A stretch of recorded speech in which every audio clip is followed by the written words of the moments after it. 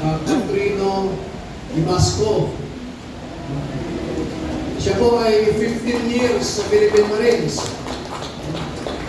14 years sa combat duty, 1 year as medic. At nung ibinabalik siya sa combat duty ulit after 15 years, ay pinakiusapan siya ng kanyang asawa at mga anak na kung maaari huwag na siyang bumalik sa combat duty. Kaya dineclare po siya na awol at dishonorably discharge siya after 15 years. Dahil po sa pamilya, ang rason niya kaya hindi na bumalik sa serbisyo. Hindi po siya nagnakaw. So, magandang hapon po sa ating lahat. Ako po si Catrino Ibasco.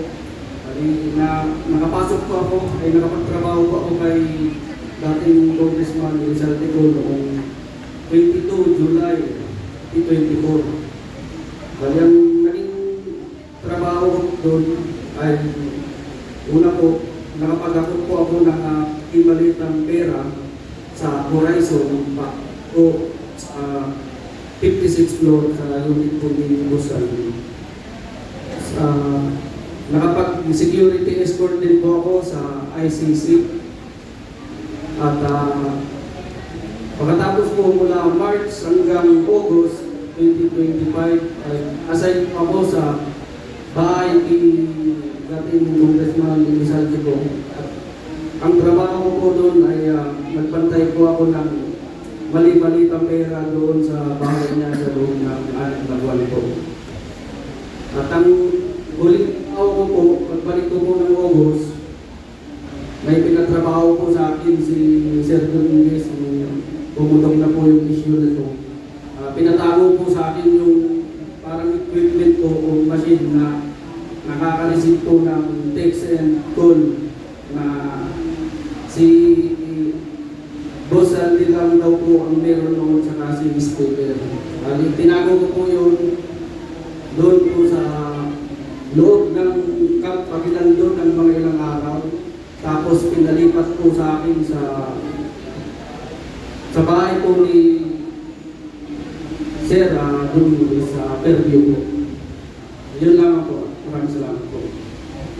yung binabanggit po niyang equipment ay mga surveillance equipments po ito, no?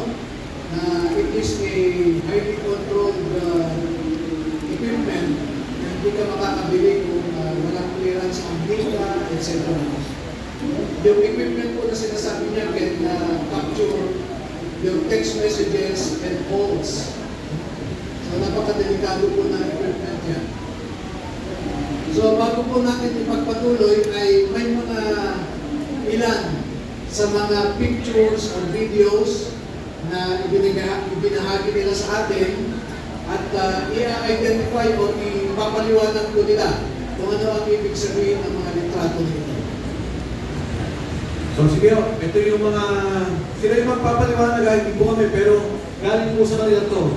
So siguro, ayan, sinong magpapaliwanag itong mga kargahan? Anyone? Naman po sa atin na. Yung picture na po yan ay nakunan po sa MAGSIC o kaya tinatawag na Mercedes Aviation and Development Corporation na pagmamayari po ni Boss Elizalde Esco sa may Pasay. So ito, sa Pasay to. Yes po sir, sa MAGSIC.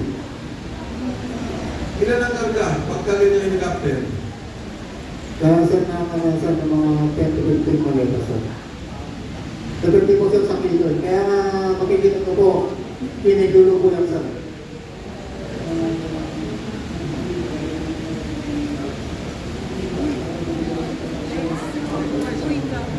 Hindi malinaw.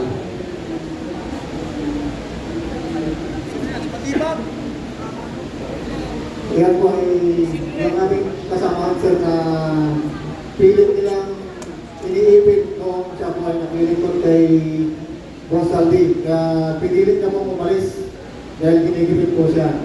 At ang katawayan po, alam mo yan, talagang pinatrabaho po siya sa Sino to? General Santos. Sino to? Si Neres po. Neres. Geraldine Neres po. At yan po, marami din alam po. Pinatrabaho ko yan. Kaya pinuntahan ko yan mismo ni Colonel Dominguez doon sa kanilang bayan po sa General Santos. At pinipilit ko na kunin po yung mga litrato o kaya yung cellphone niya po para ibigay po kay General Nicolas Torres. Kaya klaro ko lang ha, ito ay isang sundalo, general. Yes po. Kinukuha sa kanya yung mga ebidensya. Opo sir. Nasaan na siya ngayon? Sa kanya po sir, dito ko lang sir kung nasa Ginsan ko po o nasaan po sa kanya. Kasi ang bali ko po pag-usap sa kanya last February po. Yun na po yung may namin mag-uusap.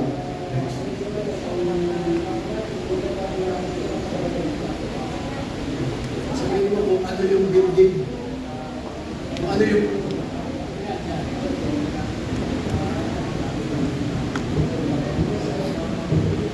Sa amin po sir, sa townhouse po.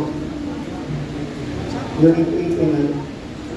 yung bahay po na nakalagay dyan ay Unit 8 and 9 Polo Club Townhouse sa Forbes Park. Makikita po ninyo, pag may lumalabas po dyan sa units na yan, nakikita ng mga dating sundalo dahil malapit lang. So, dyan po nila pinapasok yung mga paper bags o mga expandable envelope na pera, pinapasok po nila dyan. Tapos paglabas po ng mga kausap nila, ay nakikita nila yung mga magbabatas, hawak na nila yung dala-dala nilang paper bag or expandable envelope. Kaya malapit lang po, 3 to 5 meters, nakikita nila yung mga magbabatas. At dyan nila nakita ang katulad ni na De Lima, etc. No? So, Sige. malapit lang talaga. Next. Sinong ano? Okay. Hello sir, ako si Ray Beguian sir. Ako po yan sir, nakasama ko yan sir si Takor Ligotesa nung nandito kami sa Pao de Masinloc. May meeting naman noon sir, doon sa nasa kasi ako noon sir kay BRP kung tawagin si Boss Bernard Peralta, yung mga PR congressman, senador.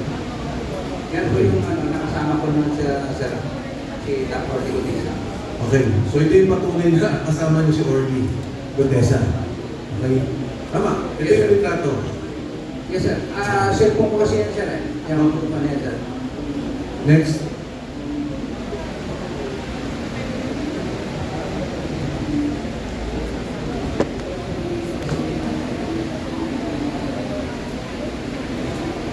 Yes, magandang hapon po sa lahat.